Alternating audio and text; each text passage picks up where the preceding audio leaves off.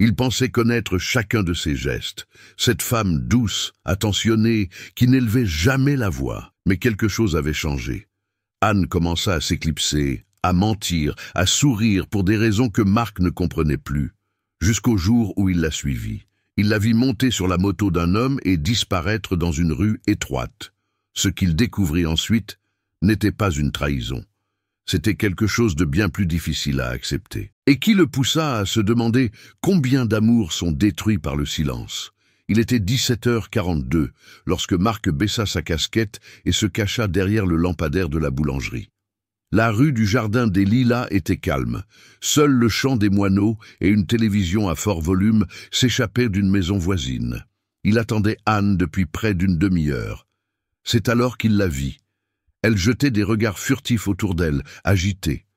Elle ne remarqua pas son mari qui l'observait. Un jeune homme sur une moto noire s'arrêta au bord du trottoir. Ils échangèrent quelques mots, et sans hésiter, elle monta à l'arrière, s'agrippant à sa taille avec la familiarité de quelqu'un qui avait déjà fait ce trajet de nombreuses fois. Le moteur rugit, et la moto tourna au coin de la rue, comme si elle fuyait le monde. Marc resta là, figé. Il ne connaissait ni le nom du jeune homme, ni la destination de sa femme. Mais à cet instant, quelque chose en lui commença à se briser. Et lorsqu'il décida de les suivre, il n'avait aucune idée de ce qu'il allait découvrir cette nuit-là. Marc avait toujours été un homme de peu de mots et de beaucoup de callosité aux mains. Fils de charpentier, petit-fils de maçon, il avait appris très tôt que ce qui est construit avec effort dure plus longtemps que les belles paroles.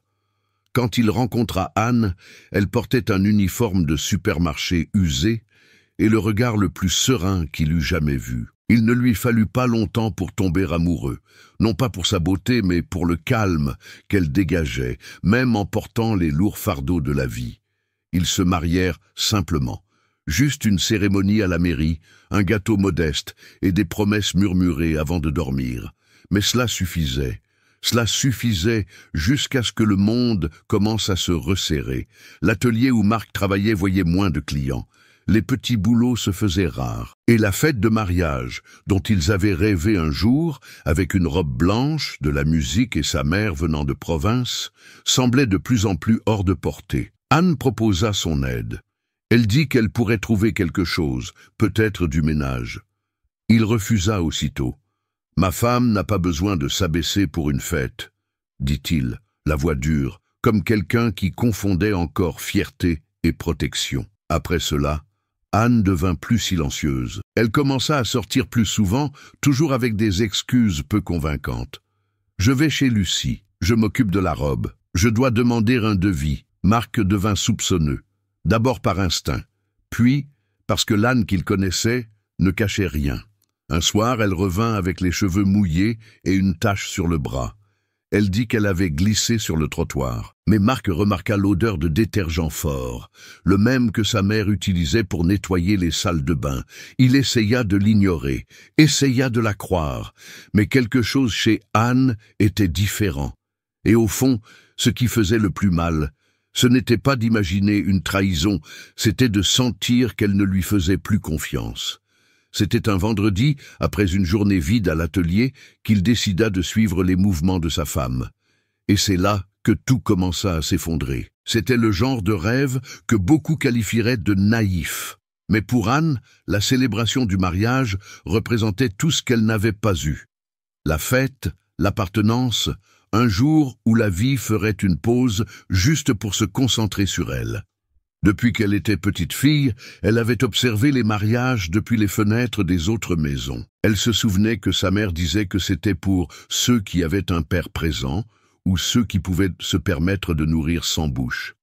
Et même adulte, ce vide de l'enfance la hantait encore, comme une blessure qui ne guérirait qu'avec une robe blanche. Marc voulait aussi cette fête, non par vanité, mais parce qu'il voyait les yeux d'Anne briller quand elle en parlait. Ils économisaient des pièces dans un bocal en verre avec le mot « nous » écrit sur du ruban adhésif. Mais le bocal était toujours presque vide. La crise arriva comme une marée lente, un client qui tardait à payer, un autre qui disparaissait avec une commande spéciale. Marc commença à vendre des outils pour payer les factures. Et à chaque objet qui quittait l'atelier, c'était comme si une partie de lui s'en allait. Anne le remarqua. Et une nuit, alors qu'ils étaient couchés, elle murmura « Je peux aider, Marc. Je trouverai un moyen. Je trouverai quelque chose. Je te l'ai déjà dit. Tu ne vas pas te tuer à nettoyer les maisons des autres pour ça. C'est ma responsabilité. Laisse-moi faire. » La réponse vint rapidement, presque automatiquement. Il pensait qu'il la protégeait, mais en réalité, il la repoussait. La semaine suivante, Anne commença à sortir plus fréquemment. Parfois, elle revenait en sueur, sentant les produits de nettoyage. Marc posait des questions, et elle esquivait. Un jour, il remarqua que le bocal à monnaie était plus plein. Elle dit que c'était un cadeau d'une amie. Il voulait la croire, mais il ne pouvait pas. Les disputes commencèrent par de petits riens.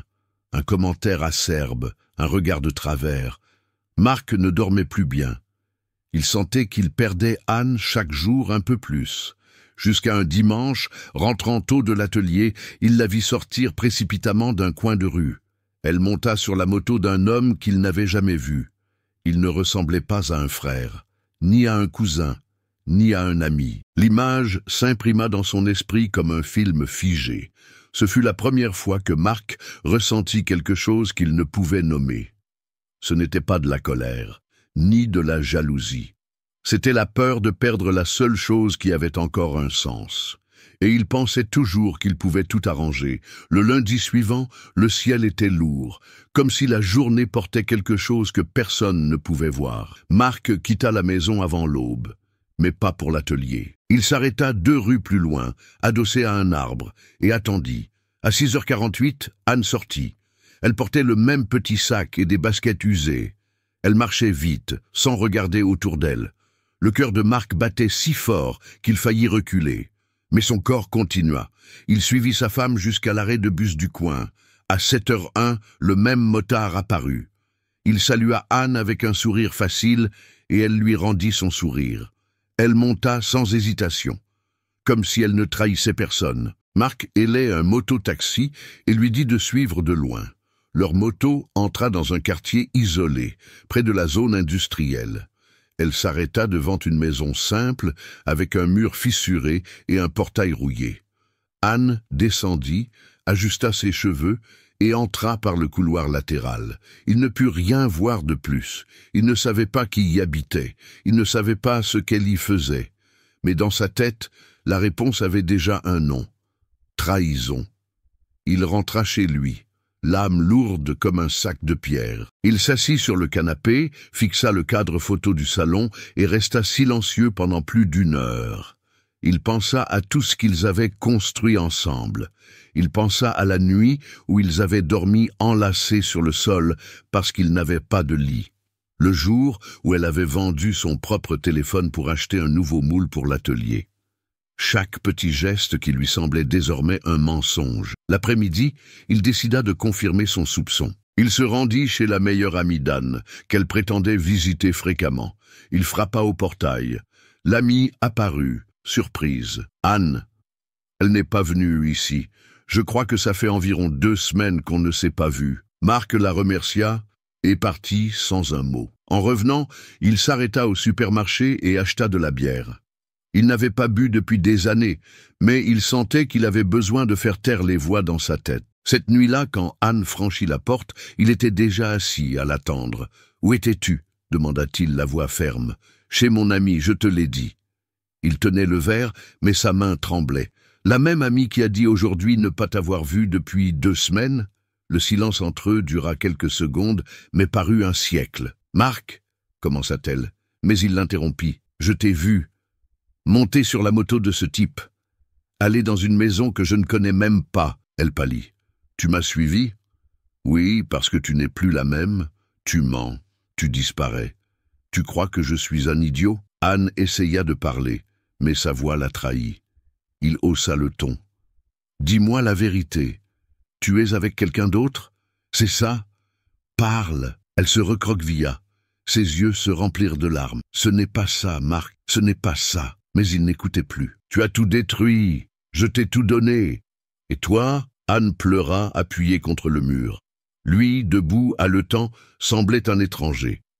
À cet instant, Il n'y avait plus de couple. Il y avait deux mondes qui s'entrechoquaient. L'un accablé de douleur, l'autre de secret. Cette nuit-là, elle dormit sur le canapé, lui, au lit. Ni l'un ni l'autre ne ferma les yeux. Et ce qui resta entre eux n'était que le silence. Avez-vous déjà soupçonné quelqu'un qui ne voulait que vous protéger?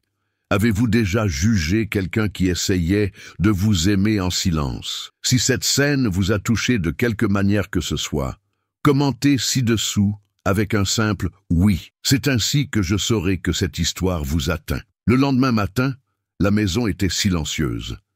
Anne partit tôt, sans un mot. Elle laissa juste le café dans le thermos et du pain tranché sur la table. Marc se réveilla au son de la porte qui se fermait. Le goût amer de la nuit précédente persistait encore dans sa gorge. Il regarda le verre de bière vide. Il se sentit dégoûté de lui-même. Cette colère qui semblait protéger ne faisait que blesser. Puis quelqu'un frappa au portail. Un homme mince portant une casquette et une chemise tachée de peinture. « Bonjour, Anne est là ?» Marc fronça les sourcils. « Pourquoi ? » ?»« Oh, je suis juste venu chercher ma monnaie. Hier, je lui ai accidentellement laissé 50 € de trop. C'était pour le ménage qu'elle a fait chez moi. Elle devait me les rendre aujourd'hui. » Marc se figea. « De quoi parlez-vous ? » ?»« Anne, votre femme, n'est-ce pas ? Elle nettoie ma maison 2 fois par semaine. Elle cuisine parfois aussi. Personne très digne de confiance. » L'homme parlait naturellement, comme s'il ne savait pas que ces mots déchiraient quelqu'un de l'intérieur. « Attendez ici, » dit Marc, et il entra, déconcerté. Anne n'était pas là, mais maintenant, tout prenait sens. La moto, l'adresse étrange, le détergent, l'argent dans le bocal. Il ne s'était jamais donné la peine de vraiment demander, seulement d'accuser. Il revint, remit l'argent. « Tenez, désolé. Pas de souci, mon ami. Anne est une bonne personne. Saluez-la de ma part. » L'homme partit, laissant un silence encore plus lourd. Marc s'assit de nouveau. Ses yeux se remplirent de larmes. Il se souvint de la première fois qu'Anne lui prit le bras, disant qu'ensemble, ils affronteraient n'importe quoi. Il se souvint de la fois où elle partagea son déjeuner avec un chien errant, même quand leur propre frigo était presque vide. Et là, seul dans la cuisine, il réalisa — ce n'était pas elle qui le trahissait. C'était lui qui avait trahi tout ce qu'elle était, avec sa méfiance, avec sa fierté, avec son silence. Il ne savait pas si ça marcherait. Mais pour la première fois, il voulait essayer. Ce même jour, Marc n'alla pas travailler. Pour la première fois depuis des années, il ferma l'atelier et partit se promener. Sans but. Il avait besoin de réfléchir.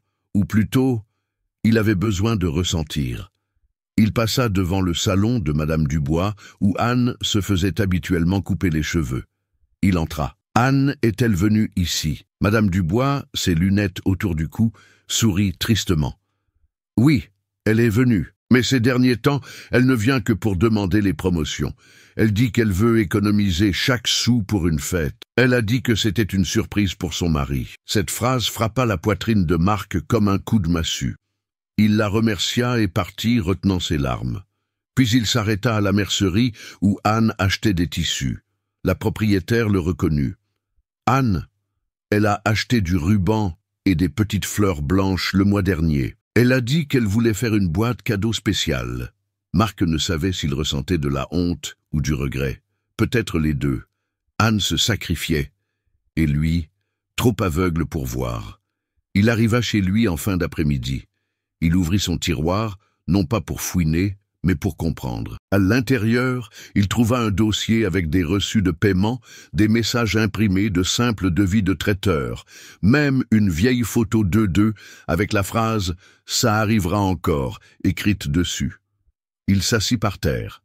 Il pleura, non pas comme un homme faible, mais comme quelqu'un qui réalise qu'aimer signifie aussi demander pardon. Le lendemain, Marc tenta d'attendre Anne, une excuse au bout de la langue.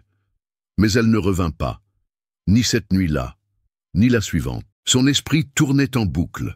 Est-ce trop tard maintenant? Et si elle en a marre de moi? Et si j'ai brisé quelque chose d'irréparable? Il retourna à l'atelier, mais ne produisit rien. Il regarda ses outils et se souvint d'elle assise là, mangeant du pain avec de la margarine et l'écoutant raconter de mauvaises blagues. Il prit son téléphone.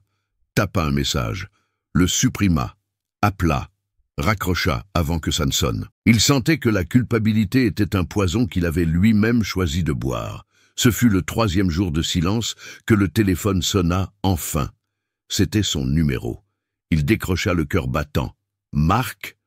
Sa voix était basse, comme si elle craignait sa propre réponse. « Nous devons parler !» Le rendez-vous fut fixé dans un petit parc isolé où ils avaient l'habitude d'aller quand ils avaient commencé à sortir ensemble. Anne arriva la première. Assise sur le banc en bois écaillé, elle serrait ses doigts comme si elle répétait un adieu. Marc arriva lentement. Pas de fleurs, pas de grands discours, juste le poids de tout ce qu'il devait dire. « Merci d'être venu », dit-il. Elle le regarda avec des yeux rougis. « J'ai failli ne pas venir, je ne sais toujours pas si j'aurais dû. » Il s'assit à côté d'elle, laissant un espace entre eux. « Je sais que j'ai commis une erreur, que je t'ai jugé, sans savoir. J'ai été mesquin. » Elle inspira profondément. « Ce n'est pas seulement ça, Marc. J'ai caché des choses, oui, mais parce que je savais que tu ne me laisserais pas faire, que tu te sentirais diminué, et je ne voulais pas te faire de mal. Et tu as fini par me faire encore plus de mal. » Répondit-il, non pas avec accusation, juste avec tristesse. Je voulais juste aider. Je te voyais fatigué, frustré, dire que le rêve de la fête était loin. Et moi, je devais faire quelque chose, même si c'était en silence. Marc tourna son visage vers elle. J'ai vu ce que tu faisais. Je t'ai vu nettoyer cette maison, à genoux, les mains gonflées, et tout ça juste pour économiser quelques sous pour la fête. Et moi, un idiot, je pensais que tu étais avec quelqu'un d'autre. Elle baissa les yeux. Je ne suis pas fier de l'avoir caché, mais j'essayais de construire avec toi, même si tu me repoussais. Il sortit de sa poche un morceau de papier jauni. C'était la photo d'eux deux, trouvée dans le dossier. J'ai trouvé ça, et ça a fait mal, parce que j'ai réalisé que pendant que je doutais, tu croyais. Elle sourit faiblement, les larmes aux yeux. J'ai parlé au propriétaire de la maison où tu travailles. Il m'a dit que tu parlais toujours de moi, que tu emportais ton déjeuner avec mon nom écrit sur le couvercle, que tu disais vouloir me faire vivre un jour heureux. C'est vrai, répondit-elle en s'essuyant les yeux. Je voulais juste que tu sois fier de moi. Marc se rapprocha avec prudence. J'ai honte de ne pas l'avoir vu plus tôt, mais si tu le veux encore, je suis prêt à recommencer, sans cachotterie, sans orgueil, juste nous, pour de vrai. Anne hésita une seconde. Mais la façon dont il la regardait maintenant était différente, plus humble, plus entière. Elle posa sa tête sur son épaule, et sur ce simple banc, dans un parc oublié, ils firent le vœu qu'ils avaient précédemment ignoré. Rester, même quand tout semble imploser. 2 semaines plus tard, leur garage se transforma en une salle de fête improvisée. Des ballons blancs ornaient des chaises en plastique emprunté, et un vieux magnétophone diffusait les chansons préférées du couple. Il n'y avait pas de photographe professionnel, pas de traiteur coûteux, mais il y avait quelque chose que l'argent ne pouvait acheter. La paix. Anne portait une robe simple, achetée dans un magasin d'occasion, mais avec un sourire qui valait des joyaux. Marc, dans une chemise rapiécée, lui tenait la main comme si elle était tout ce que le monde contenait. Au toast, il prononça un discours, simple, trébuchant sur ses mots, mais sincère. Il m'a fallu beaucoup de temps pour comprendre que l'orgueil n'est pas l'amour, que protéger quelqu'un ce n'est pas le faire taire, qu'aimer c'est écouter même quand on a peur de ce qu'on va entendre. Anne pleura, tout comme son amie, la voisine et même l'oncle, qui arriva à la dernière minute avec une glacière de soda. À la fin de la fête, quand tout le monde fut parti, Marc et Anne s'assirent seuls au milieu des miettes de gâteau et des confettis. « On n'a pas besoin de grand-chose, n'est-ce pas ?» dit-elle. « Non, juste la vérité et le courage de la vivre. Et la leçon que Marc a appris est une qui pourrait résonner en vous, qui êtes restés jusqu'à la fin, car parfois, la trahison qui blesse le plus n'est pas celle de l'autre. C'est celle que nous commettons contre l'amour, quand nous choisissons de douter au lieu de demander, quand nous choisissons l'orgueil au lieu d'une étreinte. Au final, l'amour a survécu. Non pas parce qu'il était parfait, mais parce qu'il était assez fort pour se reconstruire. Si cette histoire vous a ému d'une manière ou d'une autre, n'hésitez pas à laisser un like. C'est gratuit, mais pour moi, ça vaut un sincère merci de continuer à raconter des histoires comme celle-ci. Et je veux savoir, de quelle ville ou de quel pays regardez-vous? Commentez ci-dessous. Je lis tout et je suis ravi de savoir où cette histoire est arrivée. Si vous croyez au pouvoir des histoires vraies et profondes, abonnez-vous à la chaîne. À chaque nouvelle inscription, je gagne plus de force pour continuer à créer des scripts comme ceux-ci qui touchent, dérangent et guérissent. Et ne partez pas encore. Choisissez maintenant l'une des deux histoires à l'écran. On se retrouve dans la prochaine vidéo.